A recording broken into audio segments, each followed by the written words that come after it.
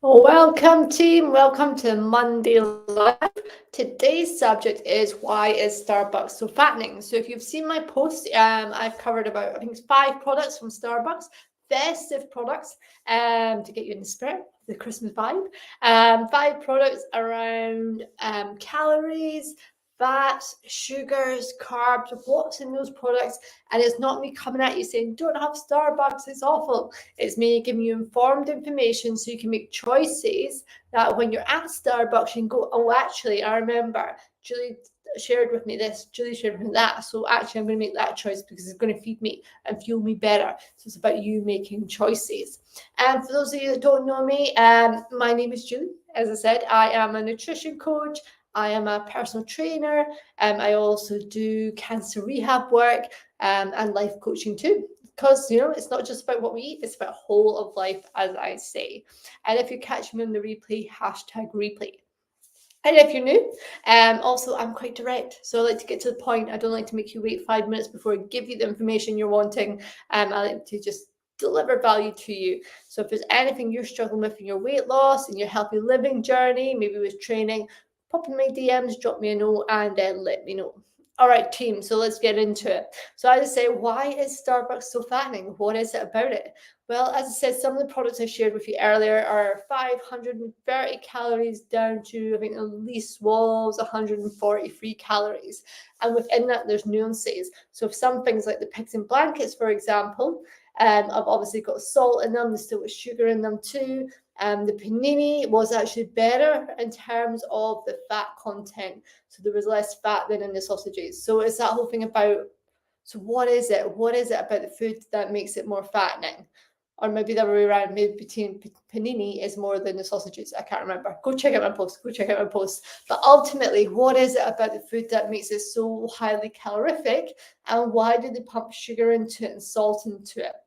So if you look at the biscuit, the cookies, they're all going to have fats, salt, and sugar in them because that's actually how they make biscuits. Any packet biscuits, standard in shops, pick them up, look at them, they will have salt in them. I think people always think things are sweet, but even sugar has sugar in them. Even crisps have sugar in them. So everything is around salt, sugar, and fat, and that's industry wide. And the reason for that is because they've done so much research in terms of what makes you want more, what tastes delicious, what makes you coming back for more. And it is a combination of fat, the combination of salt, combination of sugar. Those 3 things are what's going to make you come back and want more and more of it. And sometimes I'll have clients say, oh, why don't they have healthy stuff? Why don't they have healthier stuff? The truth is, you wouldn't go back and eat it. And you'd be like, oh, it was nice. And I know some people be like, oh, I love a healthy option. I go back. The truth is, the majority of the population wouldn't. And that's how they get you addicted to the thing and eating more of it, right? Because then you crave that thing or you remember, oh, that was really nice. And that's why I don't think there's any products I covered that didn't have sugar in it. Like none of them. In fact, the eggnog drink had more sugar than a can of Coke. So it's that whole thing about even your bread's got sugar in it. Crisps have sugar in it. Everything has sugar in it. It all has salt in it and it all has fat in it. It's all about controlling your hypothalamus, which is the thing that tells you to eat more and crave more of that thing. And throughout my post, I'll talk about if you choose to have that thing, go for it, own it. It's not about you feeling guilty, but think about how do you feel afterwards? Like in the moment, you might enjoy it, but do you feel rubbish afterwards? And then what about half an hour afterwards? 45 minutes afterwards, 2 hours afterwards? How's your energy after you have those things? Because while Starbucks have got the perfect combination so that you enjoy the food, the chances are it's not going to fill you up for very long. So therefore, you're going to be craving other food, and that's where the snacking comes in. So if you look at your food across the whole day, what have you eaten so far today? What have you had for breakfast? What have you had snack-wise? And what are the drinks you've consumed? Because as I say with the eggnog drink, it is massively calorific. So if you're going to have that, have it once a year, but that's all you're going to want because all these things add up. So you need to think about your whole day. What have I had so far? What does that look like?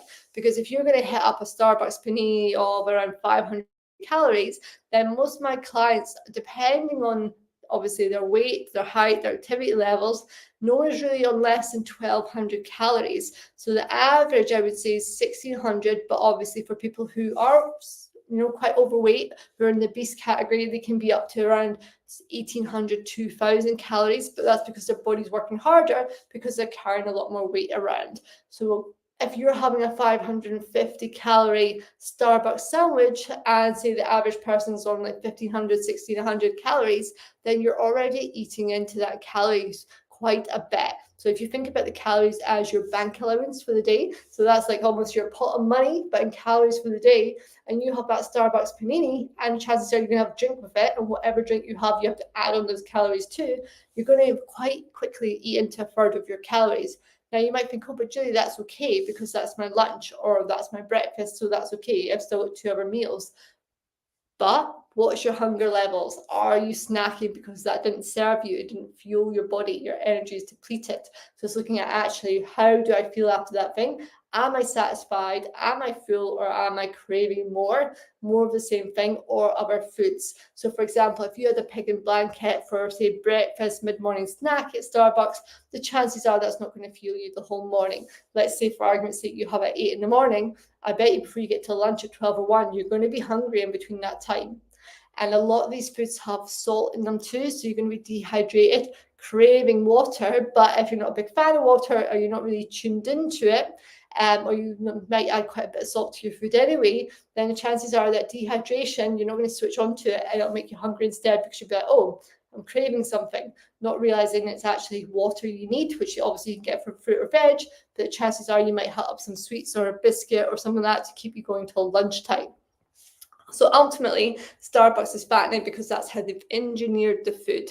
The sugar, the salt, the fats to keep you coming back for more and wanting more. Yes, have it if you want to have it, if it fits within your lifestyle, cool. But if you find you're piling the pounds on and you're not comfortable in your own body, just open your eyes up to what you're doing in terms of the choices you're making when you're there. Like some of these drinks are so calorific, you are literally drinking your calories up for tea instead.